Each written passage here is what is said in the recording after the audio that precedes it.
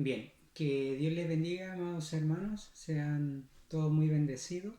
En el tema de hoy vamos a tratar la fe y la vida de Jesucristo, basado en la lectura bíblica del Evangelio de San Juan. Y vamos a trabajar con dos capítulos claves que están en el capítulo 1, versículo 14 y capítulo 20, versículo 31, en donde voy a darle lectura al capítulo 1 para poder introducir el tema a tratar, que dice así en el nombre del Señor.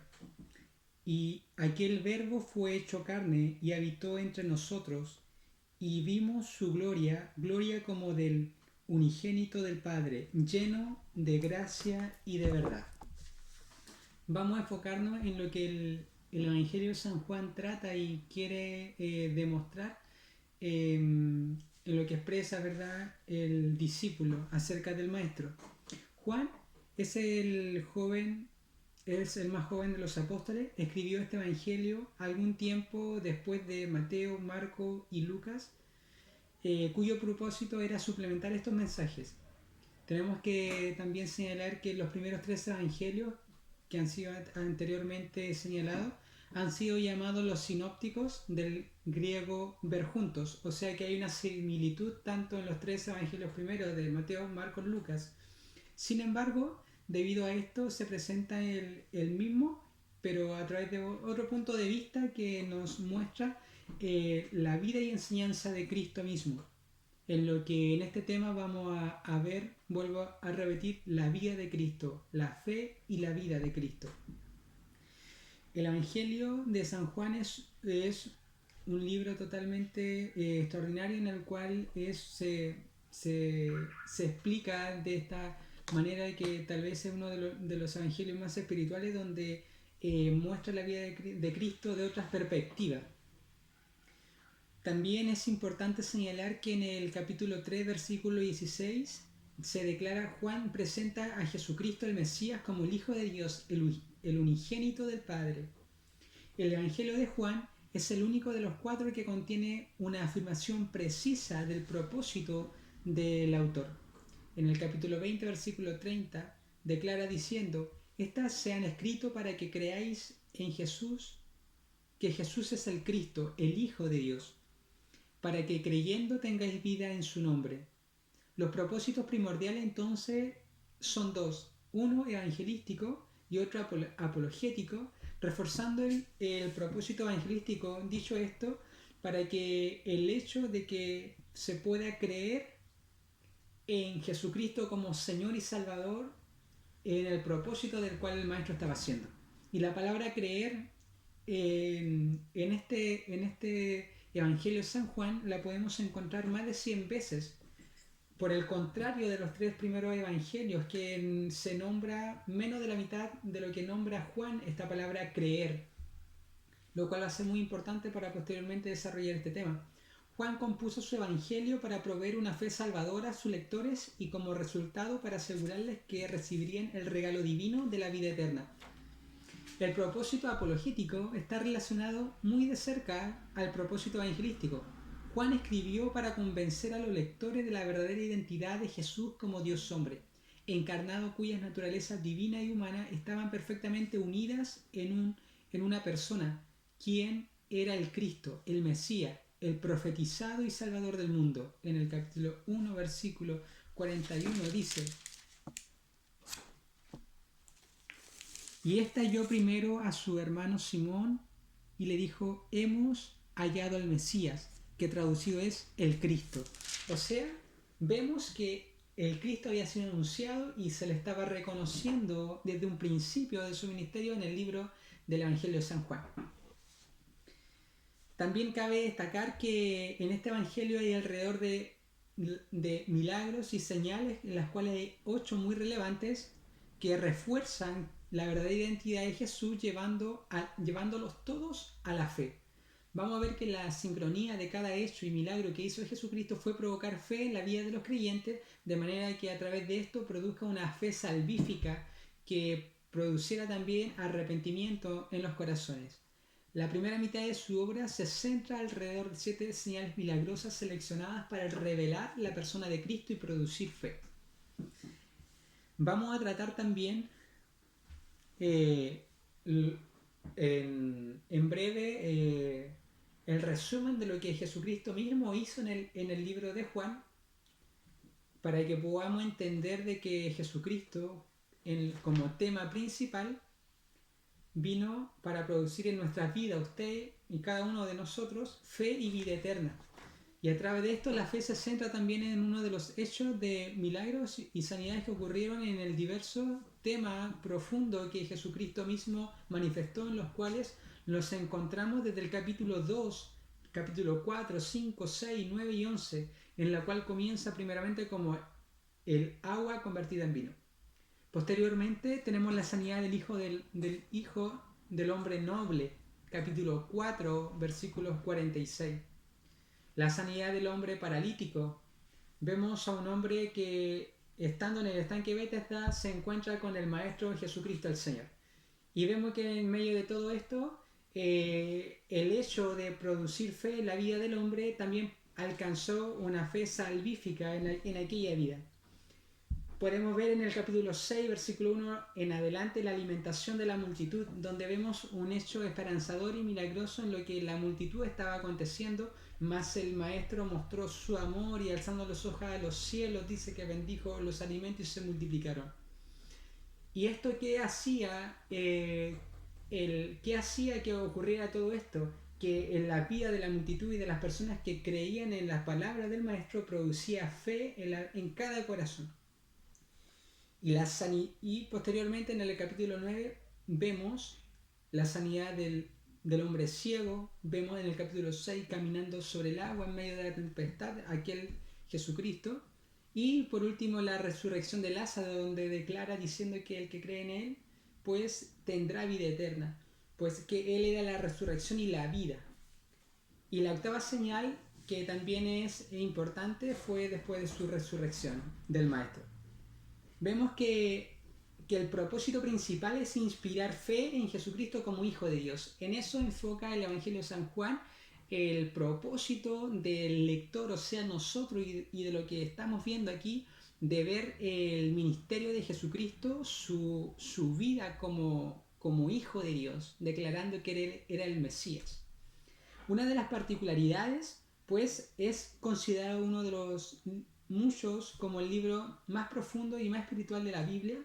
En él Cristo da una revelación más completa de sí mismo, de lo que hemos estado hablando, y de Dios, que en cualquiera otro de los evangelios sinópticos, o sea, de los tres primeros. Cabe señalar que en este libro Cristo mismo también se presenta como persona y entrega atributos, de manera de que cada una de estas den relevancia a poder saber con qué nos estamos enfrentando en este tiempo y en ese tiempo en el cual se escribía el Evangelio de San Juan, en la cual contempla y dice de que vemos aquí en este Evangelio lo gran yo soy de Cristo, donde declara diciendo yo soy el Mesías, yo soy el pan de vida, yo soy el de arriba, yo soy el Padre eterno, yo soy la luz del mundo, yo soy la puerta, yo soy el Hijo de Dios, yo soy la resurrección y la vida, yo soy el Señor y Maestro, yo soy el camino, la verdad y la vida, yo soy la vid verdadera, yo soy el alfa y omega, yo soy el primero y el último. Cristo declara consecutivamente que fue enviado por Dios en el capítulo 5 y lo reitera en más de 5 versículos, lo cual da muestra de su propia comisión divina que cumplía según el Padre. Entonces, ¿por qué es importante reconocer y ver de que los atributos de la persona de Cristo como hombre es porque el propósito de él, más que producir fe en la vida del hombre, era presentarse como tal, que él era el Mesías, el Salvador de nuestra vida. Entonces también declara de que en el capítulo 3 anteriormente mencionado dice de que él fue el unigénito de Dios Padre. Se presenta Cristo como Señor y Salvador, también presenta la paternidad de Dios. Cristo habla de Dios como Padre más de 100 veces en este libro, en el cual rescaté algunos, en los cuales dice Dios es el Padre espiritual en el capítulo 5. Él el mensaje es del Padre, el Padre es más grande que todos, las obras son del Padre, Dios es el Padre interior, el Padre eterno, el Padre santo, el Padre justo. Quizás el más notable de todos los distintivos de su evangelio es el hecho de que más de la mitad del espacio en este libro dedica a sucesos de la vida de Cristo y de su palabra durante sus últimos días.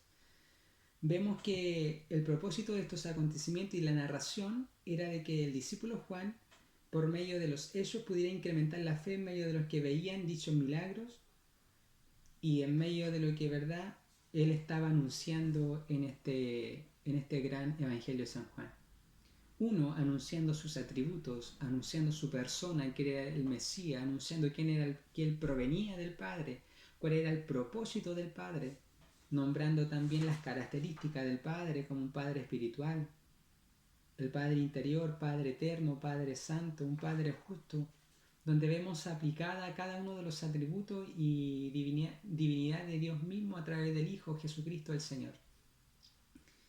También es importante recalcar que por otra parte Jesús en todo su mensaje y hecho era predicar, verdad, el arrepentimiento en medio de los corazones, anunciando en medio de cada hecho, en medio de cada señal y milagro, de que tus pecados te son perdonados. O sea, más allá de producir un milagro, Él otorgaba una salvación, que todo aquel que creyera en Él tendría salvación y vida eterna. Vemos también que cada capítulo de lo que tiene el Evangelio de San Juan, que son en sí 21 capítulos, tienen temas importantes de cómo Dios se muestra a través de cada capítulo, donde dice que en el capítulo 1 era el Verbo. Todas las cosas por Él fueron hechas y sin Él nada de lo que ha sido hecho fue hecho. O sea, vemos que primero en el capítulo 1 se muestra el Hijo de Dios, describe su deidad misma, que en el principio era el Verbo y el Verbo era Dios y el Verbo era con Dios y el Verbo era Dios. Y vimos su gloria como del unigénito del Padre, lleno de gracia y verdad. O sea, en el capítulo 1 vemos plasmado la deidad misma de Dios a través del Hijo, mostrando que Él era el Verbo, el Hijo de Dios, el principio de todas las cosas. Posteriormente, en el capítulo 2 vemos que se muestra Él es el Hijo del Hombre, el Maestro divino, el ganador de almas, el gran médico, el pan de vida, Él es el agua de vida que satisface el corazón del sediento. Él es el defensor del débil. Él es la luz del mundo. Él es el buen pastor. Él es el príncipe de vida. Él es el rey. Él asume un lugar de un siervo. Él es el consolador. Él es la vid verdadera. Él es el dador del espíritu. En la cual, en el capítulo 16, este es muy importante porque dice que después de que Él fuese crucificado, ¿verdad?, y el tercer día resucitaría, anunció, prometiendo enviar al Consolador a este mundo, que es el Espíritu Santo que habita en su corazón.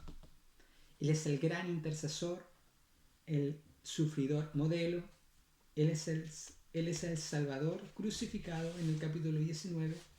Capítulo 20 vemos que Él es el conquistador de la muerte. Por 4 veces entró y conquistó al rey de los terrores.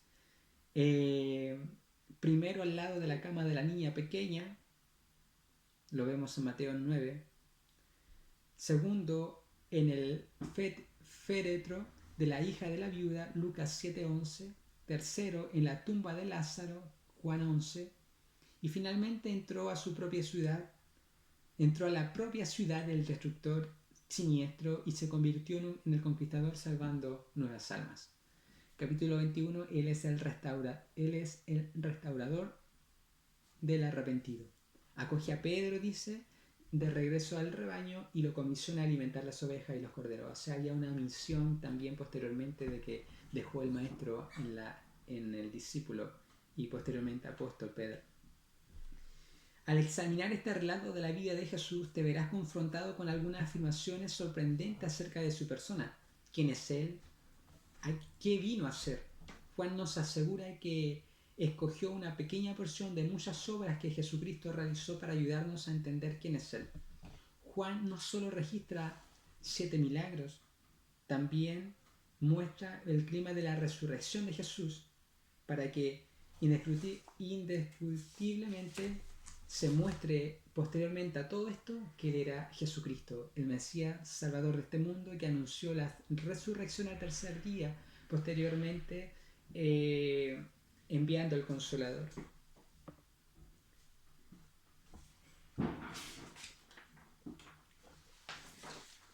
Es importante decir entonces que Él es el Rey de los judíos. Estas afirmaciones debería proporcionar a la Iglesia evidencia más que suficiente para poder creer. El tiempo es un concepto humano, no existe en Jesucristo, dado a que Él ha existido desde eternamente hasta eternamente. En el principio era el Verbo, y aquel Verbo fue hecho carne, o sea, fue hecho hombre. Esta encarnación era necesaria porque solo Cristo podía ofrecer un sacrificio para destruir por medio de la muerte al que tenía imperio de la muerte a causa de la redención de nuestros pecados, ya que era Dios y humano. San Juan 14:8 dice: Felipe le dijo: Señor, muéstranos el Padre y nos basta. Jesús le dijo: ¿Tanto tiempo hace que estoy con vosotros y no me habéis conocido, Felipe? El que me ha visto a mí, ha visto al Padre, existiendo armonía perfecta entre el Padre y el Hijo y Espíritu Santo, donde el Hijo de Dios decidió vivir en medio de la humanidad, tomando forma humana, con todo lo que conlleva, sin dejar a Dios, creciendo en sabiduría y estatura y en gracia para con Dios y los hombres. Jesús no solo vino a la tierra para ofrecerse como sacrificio para liberarnos de nuestro pecado, sino también habitó entre nosotros para enseñar. Por ejemplo, para enseñarnos. En San Juan 13:15 dice: Porque ejemplo os he dado, para que como yo os he hecho, vosotros también hagáis. Cristo dejó la huella que debemos seguir, la cual es la vida que Él vivió en la tierra. No estuvo exento de tentaciones, pero sí de pecado. Juan 20:31 dice: Pero estas cosas se han escrito para que creáis que Jesús es el Cristo. También nos declara y dice en el Juan 11:25: Le dijo Jesús: Yo soy la resurrección y la vida, y el que cree en mí, aunque esté muerto, vivirá. En nosotros queda tener fe en Jesús para que en nuestra vida posteriormente pueda resucitar. Tenemos que reconocer entonces, Iglesia, que el libro de Juan aquí nos proyecta la vida y conducta que tuvo Jesús en la fe, en la vida que tuvo como Hijo de Dios, y la enseñanza que nos muestra a través de las Escrituras a nosotros, de que si nosotros hemos producido fe a través de ellos, a través de testimonios de los cuales, verdad, Dios produce en cada uno de ustedes, a través de procesos, a través de pruebas, a través de bendiciones, eso nos permite, más allá de poder ver las señales que Dios ha hecho con nosotros, hay señales antes de nosotros que fueron escritas. Y esas que están escritas deben ser la herramienta fundamental de tu vida para que eso constantemente en nuestro corazón vaya produciendo fe para poder, ¿verdad?, cuando entre alguna dificultad, ver lo que es el libro de San Juan, por ejemplo, nos declara y dice que Él es el pan de vida. Él es la luz de este mundo. O sea, cuando nuestra vida está en oscuridad o en pecado, dice que Él es la luz y viene a resplandecer. Y que si estamos en pecado y le reconocemos como Señor y Salvador, creyendo a quien le había enviado, que era el Padre, pues tendremos acceso ante Dios Padre a través del Espíritu Santo, a través del Hijo también. Entonces la gran pregunta es: ¿qué aprendemos del modelo de evangelio personal de Jesús y de sus palabras de consuelo antes de su muerte? Creo que este libro, a cada uno de nosotros, a través de lo que anteriormente se ha explicado, nos deja una gran enseñanza de reconocer y ver los atributos de Jesucristo, de poder ver también de lo que es plasmado el propósito de lo que el Maestro tenía que hacer en su vida ministerial, y que como Dios en Jesucristo hombre también se vio involucrado a través de tentaciones y dificultades, pero siempre podía seguir adelante por la palabra y porque reconocía que su labor era comisionado del Padre.